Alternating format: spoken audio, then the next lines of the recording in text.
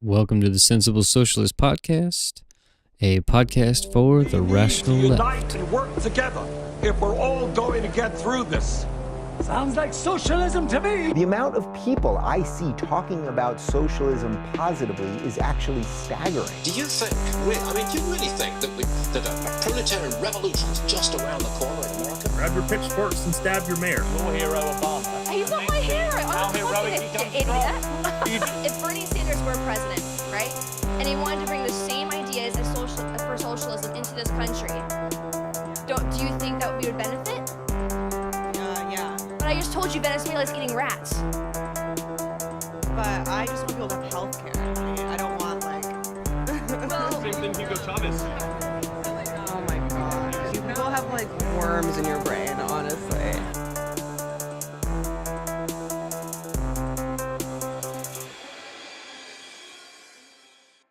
All right, welcome to this week's episode. First, let me say that sorry that without warning, there was no episode last week. That was because I was in Chicago attending the convention for Socialist Alternative.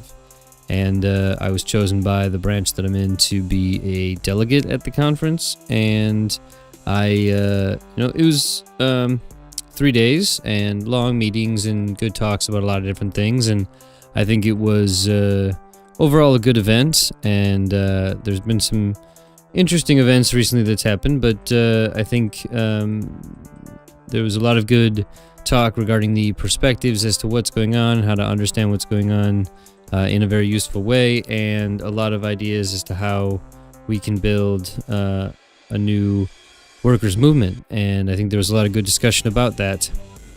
One thing that I did talk about, I actually mentioned this at the convention, was the need for the socialist and radical left to really embrace the cooperative field. I've had Richard Wolff on the podcast, and I do also personally do some work with Democracy at Work.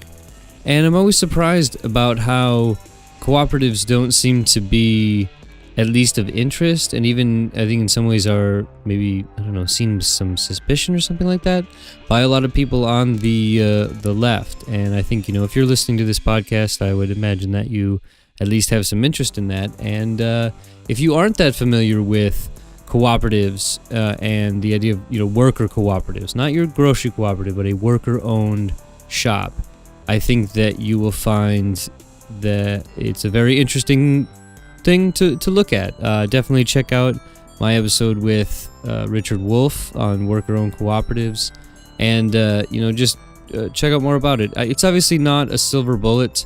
It should be something I think that kind of accompanies work in traditional labor unions and in other more traditional spaces of organizing and representation of workers' power. But I really think that cooperatives, especially worker-owned cooperatives, where the workers are also managing and running the business and have a real feeling of ownership in the businesses, that even if they are engaged in or with and sometimes obviously competing with capitalist businesses, they can be a liberatory kind of thing, that they can take people who feel totally disconnected and would otherwise be very alienated, like we talked about in the last episode, and it gives them a purpose, a reason to get up in the morning, more so than just earning a paycheck to eat food, but to actually feel like they have an ownership stake in something. And one thing that I mentioned is, though I think unions are important, that especially a lot of younger people have been turned off by propaganda and a bunch of other things by labor unions, and speaking the language of cooperatives, saying that you can be your own boss with your fellow workers, is something that a lot of, I think, young people, millennials, and especially tech people would be really interested in. And so while there are places where traditional labor organizing is obviously the right solution, I think that if we were to be have the right perspective on this, that cooperatives provide a new avenue to build a new kind of labor movement. And it is not the 19th and early 20th century anymore. It is the 21st.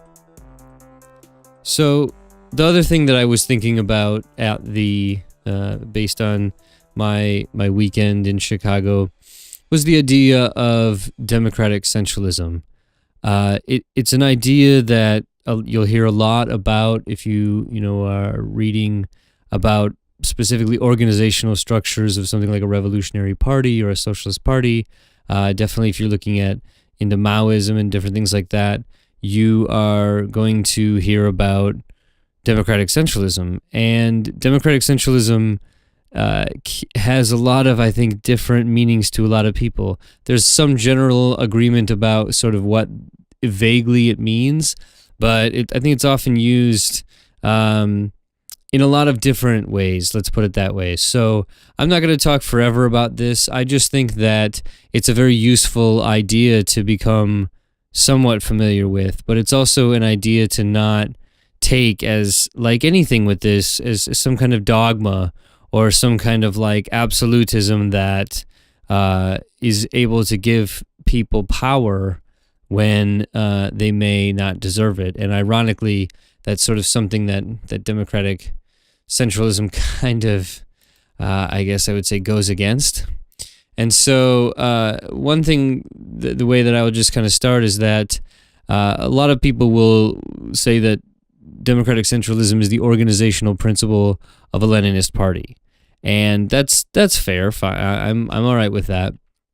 But when it comes to actually coming from Lenin himself, Lenin didn't really write a whole lot about the major principles of democratic centralism. And democratic centralism sort of first appeared in the writings of a German socialist who wasn't a Marxist, but he was in the General Association of German Workers, a sort of socialist organization around the same time that Marx and Engels are writing, later Marx and Engels. And the group, the General Association of German Workers, were organized under what he called democratic centralism. And the sort of irony is Marx and Engels were somewhat critical of that. But it really did come into more popularity in the Russian socialist organizations, and the split before. Already the split had happened in the Russian socialist left, where you have the Menshevik Bolsheviks, the Russian Social Democratic Labor Party, and I think that's right. So after they had split, both the Bolsheviks and the Mensheviks had already basically used the principles of democratic centralism in their organization. What it briefly meant was that there would be robust democracy within the organization when it comes to decision making, and then once the decision making process happens, obviously via vote, if you're going to have a democratic process, that the majority wins. This is understanding all of the whole discussions that are in something like the Federalist Papers about majority and minority rights.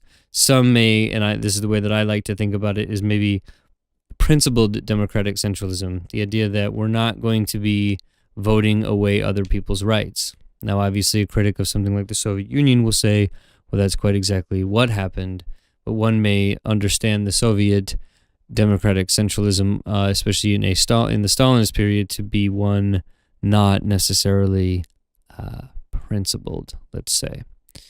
But the very quick way does come from Lenin. He described it in his 1906 letter that it's basically freedom in discussion and unity of action. He had a report, that was basically, look, there's an ability to have vociferous debate inside the organization, that you have the freedom to criticize, so long as it doesn't disturb the ability for there to be unified action.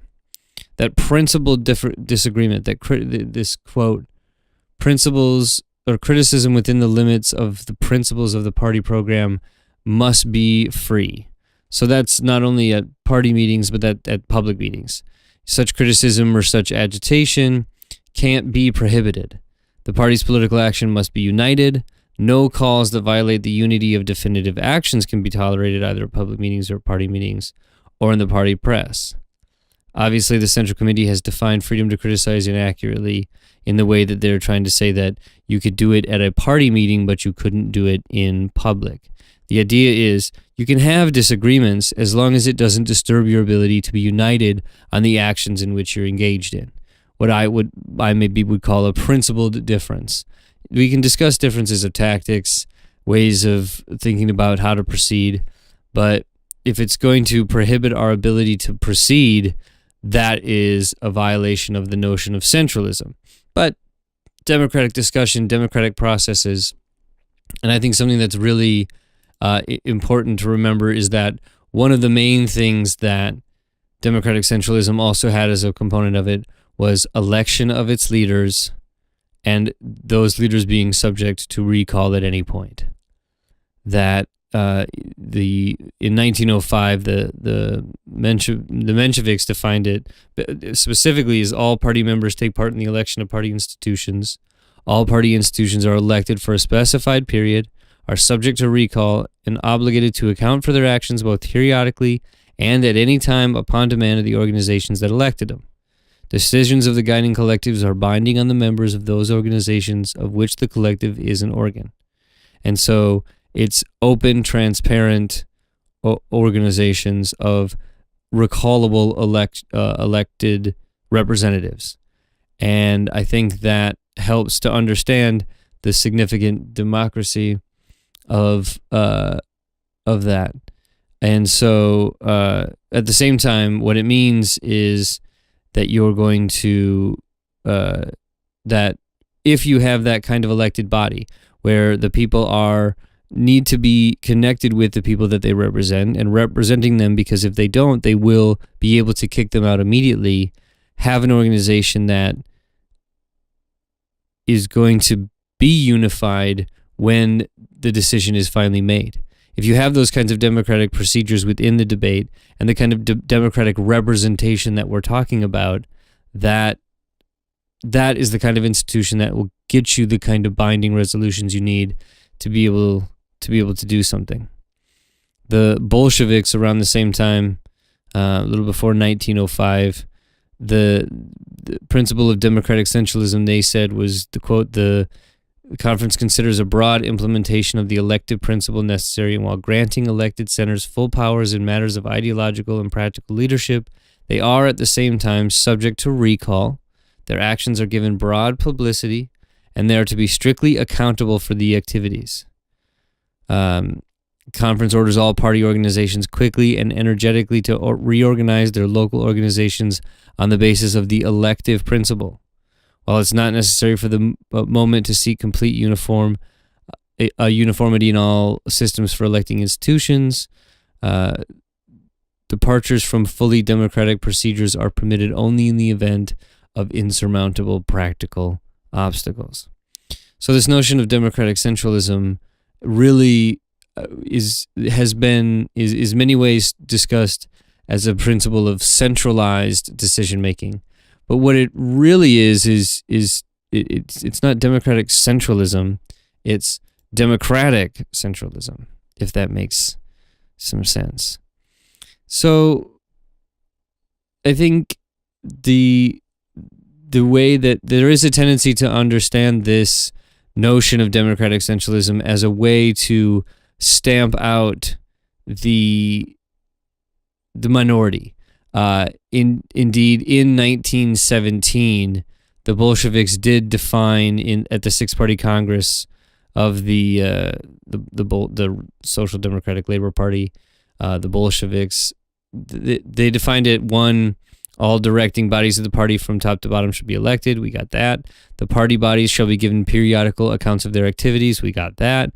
There shall be a strict party discipline and the subordination of the minority to the majority. So there's the first little bit of that. And then number 4, that all the decisions of the higher bodies shall be absolutely binding on lower bodies and on all party members. So what you see here is, in some ways, a little bit of a departure from the central focus of 1905, and that this is about democratic principles of elected people, such that you have the kind of principles that is going to get you the groundwork for the central organizations that you need. And the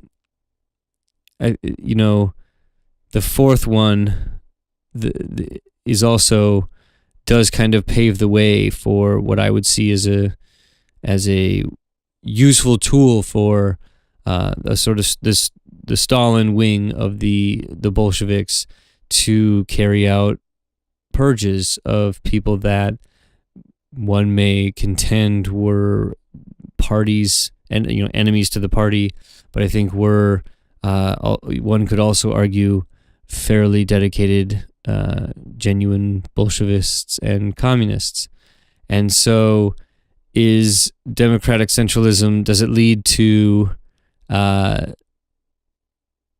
dictatorships that one may be defined by the Stalinist period, as some people may define that, or is it something that is maybe more applicable to any kind of organization? And the thing that's interesting is that in general, the notion of democratic centralism isn't necessarily only a socialist thing. I think it has been a very useful tool to organize small groups of people who have a perspective that is not necessarily popular, but by whose dedication and whose ability to act in a coordinated fashion are able to get a significant amount of things done. I think that a lot of the commentary on democratic socialism will center around the idea that you need to have an ability to specifically engage in political work that is aligned with your perspectives, such that you are achieving what goals you can, given the ability of the party, given its size, its ability to raise money, and have capacity of all different kinds. And I think that, in order to make democratic centralism work, you do need a certain set of political unity. This does have both good and bad aspects, I'll be frank, because sometimes the political unity is stifling and is not necessarily fully able to really embody the ideas of Marxism, that you have to be constantly able to revise where you've been at, understanding the way that the history has moved and the material conditions have changed. And if you have political unity that becomes something dogmatic or something what I would consider sort of party-philic, now you have a potential problem, because you have an ossifying effect of the organization, and it moves farther and farther away from the historical moment that you need to be centered on. The second thing that is, I think, really important is to have, if you're going to have this kind of unity and have elected people who are really representing, what you do have to have is people who do understand what the organization is actually doing. So it's not just that everyone's on the same page, but that everyone genuinely understands a deep, firm grasp on the theory and practice that is guiding the organizational decisions and the kind of thing that the organization is doing. Because if you don't have that firm understanding, you can get very confused and not know what the hell is going on. And if you don't know what the hell is going on, you feel very disconnected, and all of a sudden you drift farther and farther away from this organization. And if the organization is going to be the means by which you enter into a new phase of history, moving away from it because of a lack of kind of that development is just doesn't work.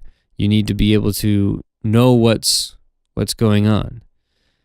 you do also need people who are able to guide the organization and be inspirational. You have to have a good leadership. That's a leadership that's responsible to the rank and file. That is somebody who these are people who have both a firm understanding, but also years of experience to be able to aid in the decision making of what they're going to do, and to give confidence to people who are in the organization or joining the organization to be able to lead them in a direction that is positive both for their personal but also the political development of what the goal of the organization is. So obviously a socialist organization who wants to engage in genuine political action that is going to aid the development of a revolutionary working class needs to understand what they can do in this moment to be able to do that. And when the people that are able to make that decision are the people who should be the people who are leading the organization, thereby giving the rest of the organization the kind of experience and skills to be leaders themselves. The most important thing, and I do have to give Socialist Alternative credit in the fact that you have to be able to be self-critical. And though there are people who like to protect their position, and I understand that, it's very human, that there's also the need to be able to be critical of each other and of ourselves. That, there is a sense that there may be this idea that the party is always right because, Marxism, Leninism is a science. But it's a science not that creates dogma. It isn't religious texts. These are ideas that need to be discussed. They are ways of understanding our particular moment. We are not necessarily being idealist by saying these are going to lead us somewhere, but that the notions of criticism and self-criticism and the ability of criticizing and recalling even people in positions of leadership has to be central to the well-functioning of an organization that's going to be genuinely democratic. And I do believe that in the notion of democratic centralism, it's democracy that gets the emphasis, not centralism. Centralism follows democracy if you have genuine democracy. So democratic centralism is in many ways the expression of genuine democracy in the ability for the organization that is democratic in principle to be able to go forward and achieve the goals of that organization. And if you look at the relationship between something like the Revolutionary Party based on those kind of principles and a society based on the kind of principles of democratic centralism, where you have robust debate, but when the robust debate is over, remember, principled debate, we are not taking away genuine rights of people to live unmolested by repression. And that if you have a genuine democratic society, you are going to have one that is going to move forward much quicker, obviously, than we do now. And the system is not designed to move fast. Our system is designed to move slow, to be able to protect the interests of the people who have the power now. A system based on democratic centralism would be forward-thinking and would be based on the notion of how far can we get in the shortest period of time. So that's my short spiel on democratic centralism. There's a lot more to talk about, and if anybody out there sort of feels like an expert or wants to dig deeper into what is a much deeper topic, I kind of skimmed the surface. If you want to hear more, send me a message. Let's have a discussion about it. And if you disagree with something, let me know. I'm willing to hear that disagreement. Remember, self-criticism, democratic centralism. Otherwise, I will try to let you guys know if I'm going to be missing a week, but I'll also try to. I got a few interviews lined up. We're going to be talking about some journalism and other notions of publishing and independent publishing, things like that. And definitely still figuring out a lot of other guests. So stay tuned, check it out, and if you're interested, go find us on social media. It's Sensible Socialist. You'll find us on a Google search, and if you're interested, check out the Patreon page, throw a few bucks. Don't have to, don't feel obligated, and I'll see you next time.